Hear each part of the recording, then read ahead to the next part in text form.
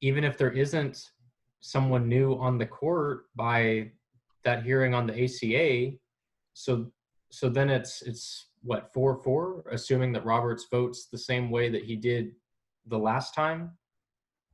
I really have no idea what exactly this means for all of that.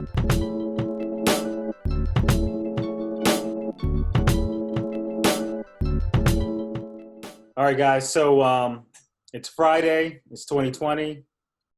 Everybody was pretty much, I guess, chilling and trying to recover from the week, and then we all get to notice that Supreme Court Justice Ruth Bader Ginsburg has passed away at the age of 87. I mean, she's been sick for a long time now, so we knew it was going to happen, and I feel like she's been holding on for America, for justice. But I mean, what are your thoughts? I'm in shock, and I'm trying to understand exactly what the implications for this country means.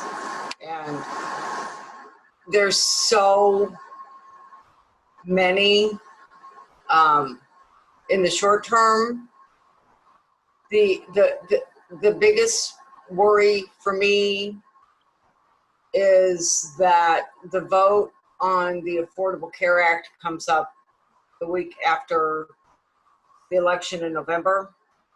So no matter where that election goes, we're going to lose the Affordable Care Act, which means that millions and millions of people in this country are going to lose insurance because of pre-existing conditions.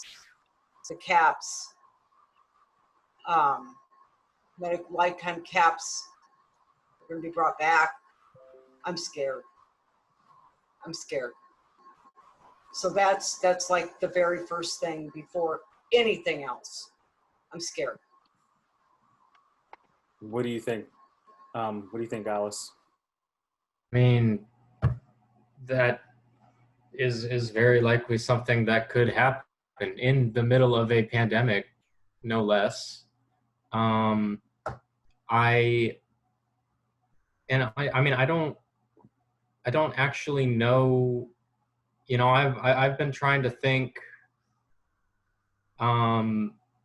like, how is this going to play out with, you know, the whatever happens in the Senate and confirming a new justice and whoever they're going to pick and whatnot. It's my understanding that there would have to be 4 actually Republicans that would vote against whatever, you know, new justice would be appointed, unless unless Trump was to pick someone who's currently in the Senate, like Ted Cruz or something insane like that.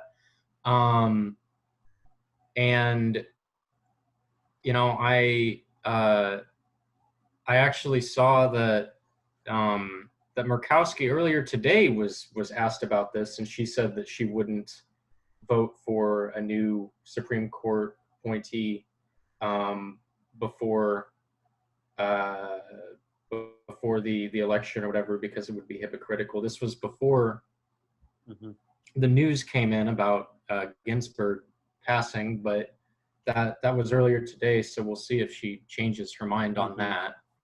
Yeah. And there's Mitt Romney, I guess, maybe, and after that, I really don't know. I really don't know what happens. And even if there isn't someone new on the court by that hearing on the ACA, so then it's what, 4-4, assuming that Roberts votes the same way that he did the last time. I really have no idea what exactly this means for all of that.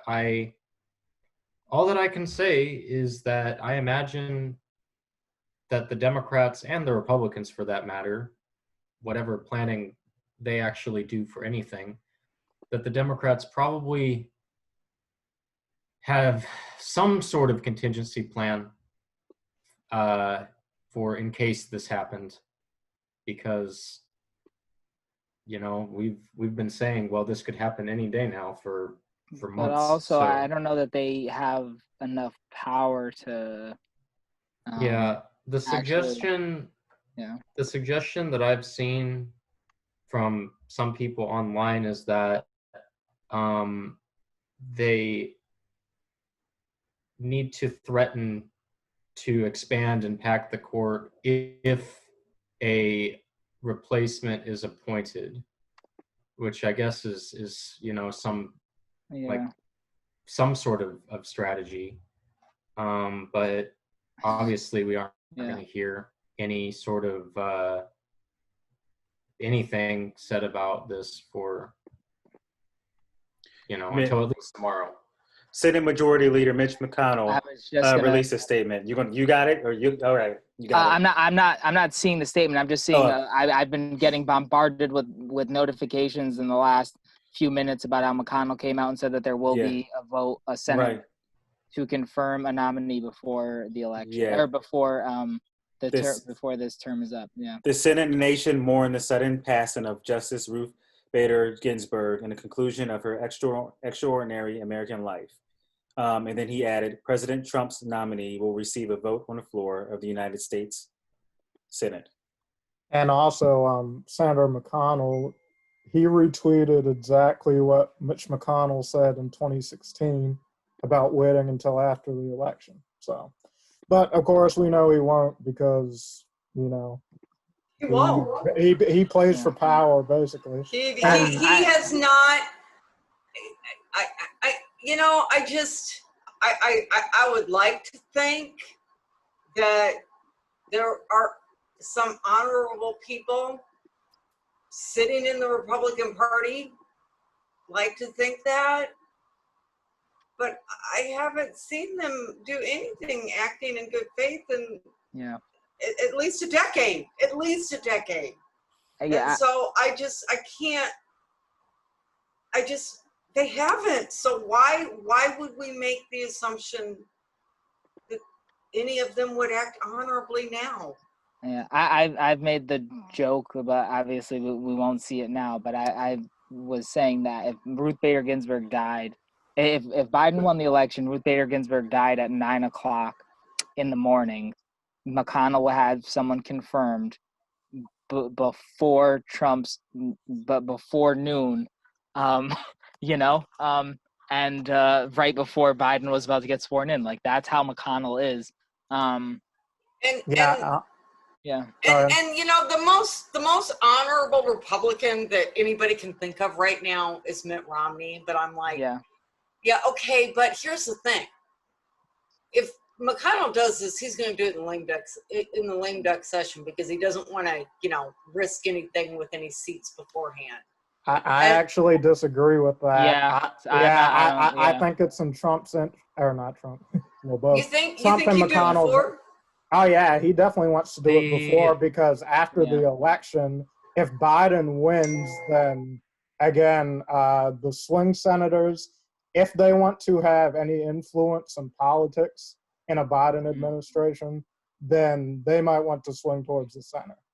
That's the only reason that you would wait until the election. Well, yeah, and of course in 2018, we had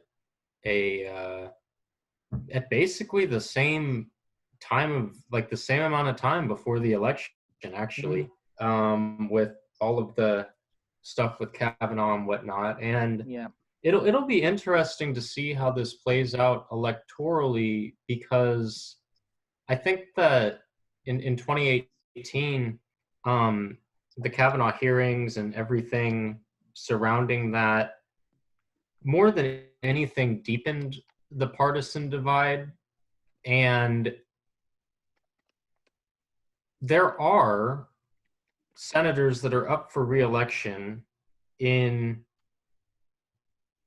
states that are basically blue states at this point: Colorado, Maine, I would argue Arizona as well.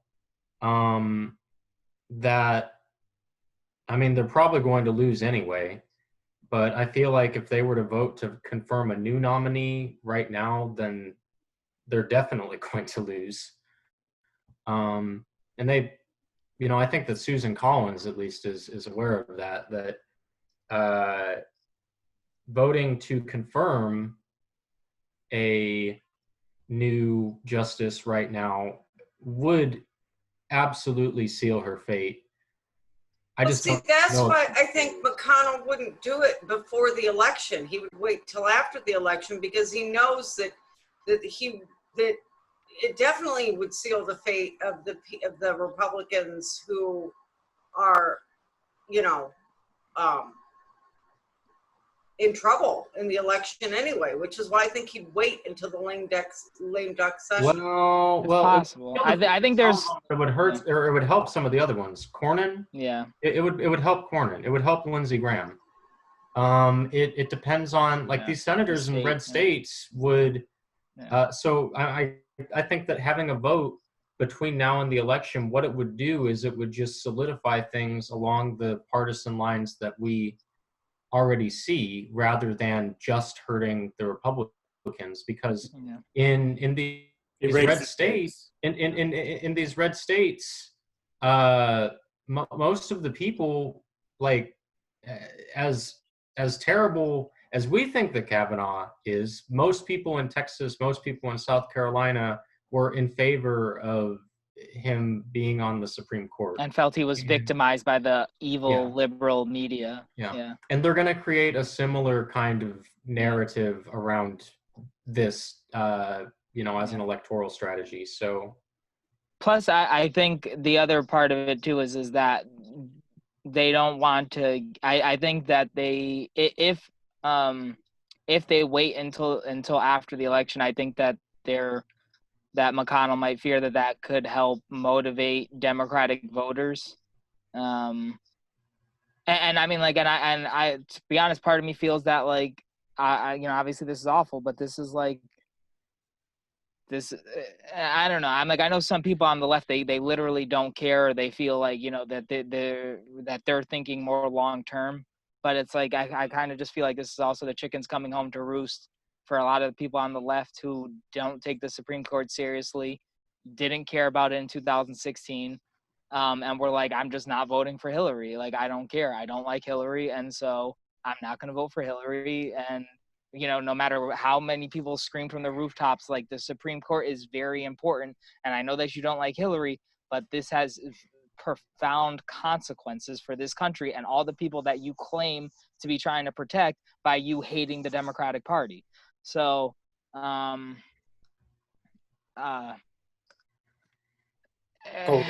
did you have anything to add? No. Just that tactically, if I'm Mitch McConnell, I don't want to give Biden a chance to gain any legitimacy or power in a way that would swing my caucus. I know I have more power now than I would have if we happen to lose the election. And from what I hear, McConnell, he absolutely does not think the election is wrapped up for, Donald Trump that will win. Well, he definitely doesn't think that it's wrapped up that Donald Trump will win. I think that McConnell is I think he is worried that they're going to lose the Senate, because if you look at it right now, it's I guess probably pretty much a toss-up, but there is a very good chance that the GOP does lose the Senate, even before whatever implications this has on that. With where we were at this morning, I know that 538, uploaded their model this morning or whatever, but I was saying this when you look at the seats that there are right now between Colorado and Arizona and Maine and North Carolina, that those 4 seats look pretty likely to be picked up by Democrats. And then Doug Jones losing in Alabama, but that's still 50-50. So if Biden wins, and if we're picking up a Senate seat in North Carolina, I feel like Biden's probably won, truthfully. Then McConnell knows that the clock is ticking on Republican control in the Senate and the presidency in anything.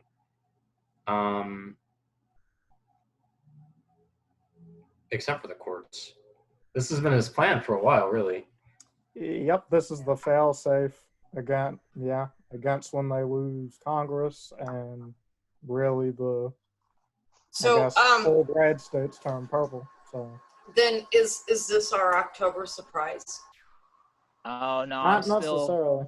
No, the October surprise I still feel is going to be something related to the Durham report, but we'll see. I'm not saying it's guaranteed, but I feel that there's a very good chance that Barr not necessarily that he has anything really credible, but it's like, and I'm not trying to say that Comey was trying to hurt Hillary, because I don't think that he was, but it's like there was nothing to what Comey came out and said about Hillary.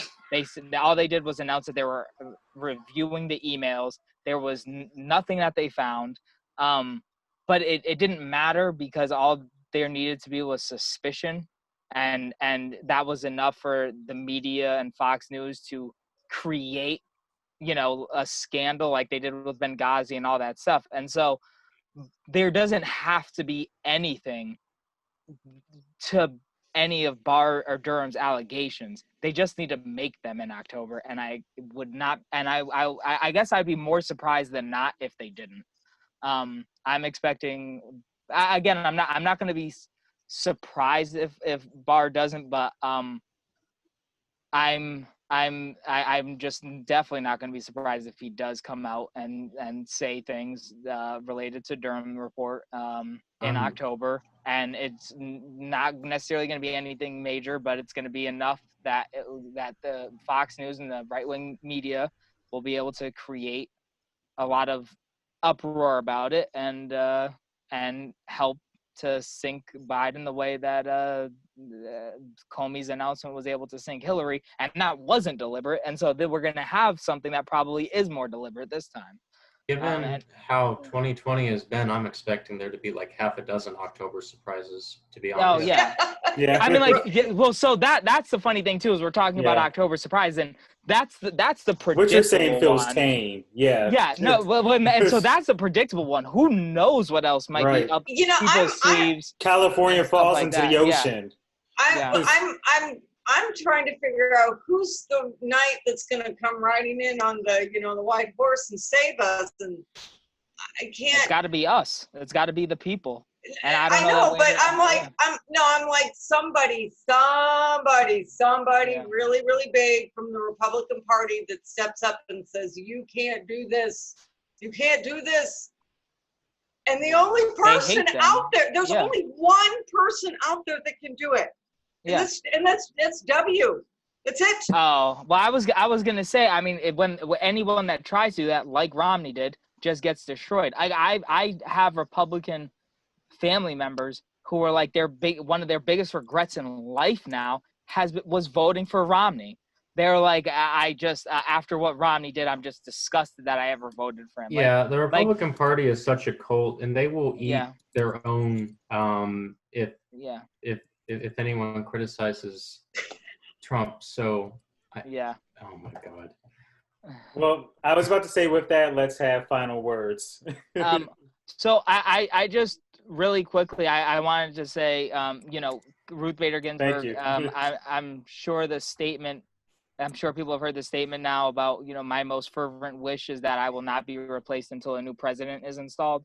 But I do want to be fair. When they were denying the seat to Merrick Garland for even consideration, and they were throwing around lame duck a lot, and I mean, like, there's some gray area, but generally speaking, lame duck is defined as after an election has happened. So they were referring to Obama as a lame duck when he wasn't actually a lame duck. And I guess my feeling, all things being equal, is that that's the appropriate way to do things, is that in a lame duck, you would not vote for a new, like, if a Supreme Court justice died during a lame duck session and that would be inappropriate to replace them during that particular period. I think with Ruth Bader Ginsburg having died before the election, trying to put my feelings about Trump aside and just thinking about a Supreme Court justice dying before an election was occurring, but it's an election year, would I think it's appropriate for them to have their nominee considered and voted on? I do.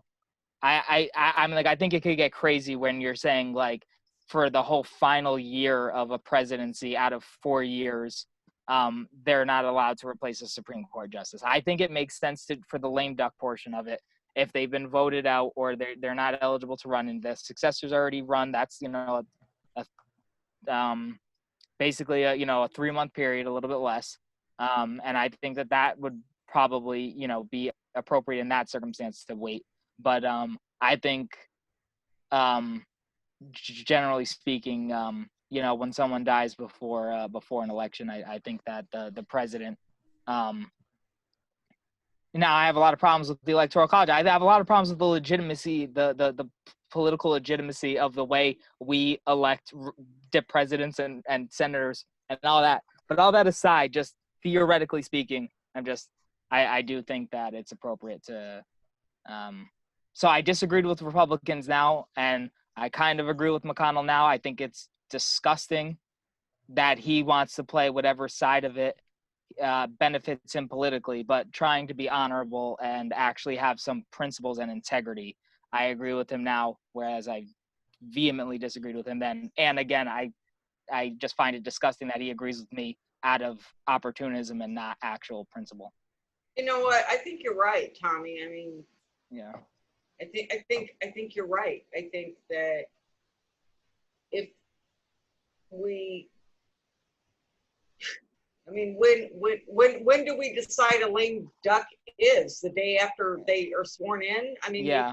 You can't, that does set like a horrible precedent. So as bad as this is for our country, because I'm like, okay, there goes healthcare protection, there goes civil rights protection, there goes voting rights protection, there goes so much protection. Yeah. I think that, no, I agree that if you do that, then no president will ever be able to appoint a Supreme Court justice under any circumstances. Yeah, I'm like, and that's why I was saying generally speaking, because in these specific circumstances, it is very scary to think about the tangible consequences of Ruth Bader Ginsburg being replaced and Roberts probably not being the swing vote anymore. The swing justice would become Neil Gorsuch, and the only reason why it would only be Gorsuch on some things, and it's because Gorsuch is a classical strict constructionist. So unlike the rest of the conservative wing of the court, he at least has some principles, even if I disagree with a lot of them. The other three, besides him and Roberts, are pure ideologues. As for just to respond to the like the theoretical or principled or whatever take about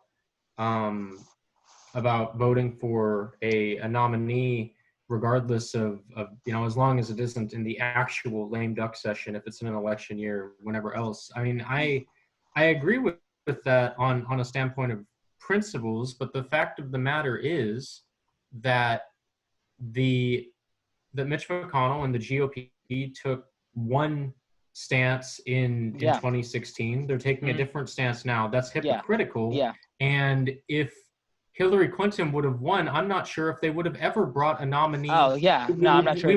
We still might not have somebody on the Supreme Court. So I'm. To be fair though, too, there's also the hypocrisy now on the Democratic side where they've also flipped. Well, I mean, I'm just saying that if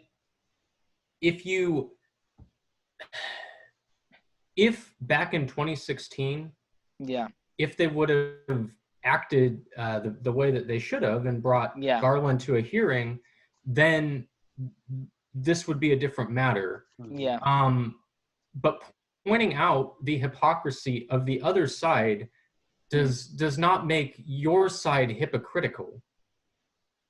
Yeah, no, I mean, I absolutely think that I absolutely believe that the hypocrisy of the Republican Party should be front and center, and everybody should know about it, and people should be talking about it a lot. But the other part of it too, though, if they would have acted in good faith in 2016, then I might agree with you. That I would agree with you absolutely, right? But the fact of the matter is that they didn't. Yeah. I guess I'm just saying too, it's a bit hypocritical now for the Democrats to also be trying to do the other side of it, where they're saying, "Oh, we can't, appoint someone now because." I think they're mainly saying follow your own rules. I think the politics. I think the politics are about precedent, and the Republicans set a batshit insane precedent. In 2016. They did, so. That's what we have to work with now. What did Cole say? What did you say, Cole? Yeah, I was basically just saying what Alice was saying, that they chose to change a norm. Yeah. And were acting as if they were establishing a new one. Yeah. Except really it was just power politics. And that's all the Democrats are saying. Yeah. So, yeah. No, I'm like, I think I guess just my feeling is just like calling out the hypocrisy of the Republicans, but also saying like they were wrong then, and if they're gonna do, like, if that's how they really feel, then they shouldn't be voting on someone now. But it's like, can they admit that they were wrong in 2016 and no, that's have the any only problem. integrity? Yeah, I'm like, they won't, and the thing is, maybe they would. And then the same thing happens in 2024, and they're like, "Oh no, actually, we don't care again, and we're gonna block another Supreme Court justice." That's and I just really quickly, I also wanted to before Stephen Breyer's 82, and so I think this is something else that people need to think about when they're going into that voting booth, or thinking about not going into that voting booth in November. I'll put. The Supreme Court aside, because the truth of the matter is that there's a lot of people on the left that I think care less about the court because they think that the entire system is going to come crashing down at some point, and then the court won't matter. Yeah. So if we're talking about electoral strategy, like, I know that this is a video about Ruth Bader Ginsburg and about the Supreme Court, but from an electoral standpoint, when talking to people in general, I prefer to focus on climate change, just because that's something that's going to continue going on regardless of if our system exists, and the human race will go extinct if Donald Trump is reelected. Full stop. However, I mean, those regulations that would need to be put in place, and the types of policies that people would try to put in place to actually have any tangible effect on climate change, those are all going to be challenged in the courts. And you're right. Yeah. I mean, well, and I just wanted to say too, I wanted to say I agree with you about Gorsuch and Roberts. I think that they're fundamentally different than the other three, especially Clarence Thomas. Clarence Thomas and Kavanaugh are like not that Scalia's on there anymore, but like Scalia and Thomas were like pure ideologues, and I've read their decisions. Like they Scalia, everybody claims how principled he was. It's like, no, he employed his principles in a very arbitrary way, as suited his arguments. And but I will say that, like, I would, if we had conservative justices like Roberts and Gorsuch, like, those are the types of people that, like, I feel like I can disagree with, but I think that they're principled. And I may not agree with them, but I think they're principled. I think they have integrity. I think that they are trying to do the best that they can. And, I mean, like, that's who I wish. I wish that there were good faith Republicans like them, like I've Mitt said Romney. before, like, I think it's important to have ideological diversity. And, like, I think but those are the types of people that it needs to be, not the Clarence Thomases of the world. And I guess that's what also scares me about the idea that, like, Breyer gets replaced, because then it's not Roberts or Gorsuch who's the swing vote. Now maybe it's like Kavanaugh or Alito, who's the swing vote. And it's like, it's a future I absolutely just don't want to Clarence think Thomas about. is getting up there too, but Yeah. you know, I've said before in regards to Gorsuch that the worst thing, I mean, I have my ideological, you know, disagreements with Gorsuch, but the worst thing about him is not even his fault. The worst thing about Neil Gorsuch is that he's sitting in a stolen seat, but that's not his fault. Yeah. Yeah. my Agreed. final thought on calling out Republicans for hypocrisy, for, as an election strategy or anything. We do that every day. We've been doing that for 4 years. They just look at us and shrug their shoulders and go, so what? They don't care. They don't care. That doesn't work. It doesn't hurt their feelings. It doesn't make them act any better. It doesn't make them go, oh, wow, you're right. I'm being a hypocrite. They don't care. So that, if you want to throw that out, okay, fine. That affects nothing. That changes nothing. I guess I would wish that like there was some voter out there that did care. Obviously McConnell doesn't care.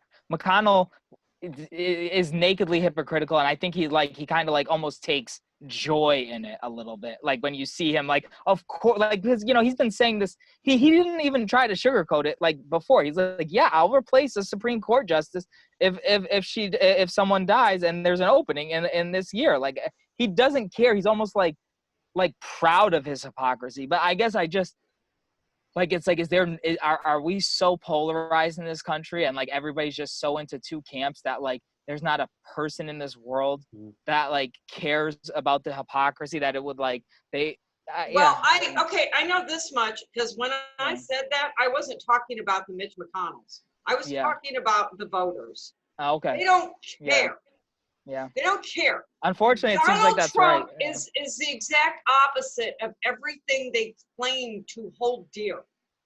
And their positions will change in the day as his tweets come out. Yes. Like they will say one thing the beginning, then he comes out with a tweet, and now they're defending the exact opposite position. And it's like, yes, I think that a lot of these people are aware that they're constantly jumping between different talking points and whatnot, depending on what suits them the best. This is how fascists operate, but that's a discussion for another time. Yeah.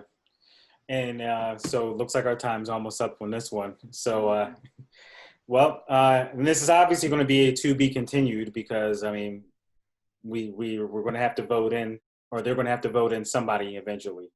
So we'll pick this up, probably add some more people to the panel. All right. Thank you, guys. all right, thank you. All right. Bye. Have a good day, guys. Bye.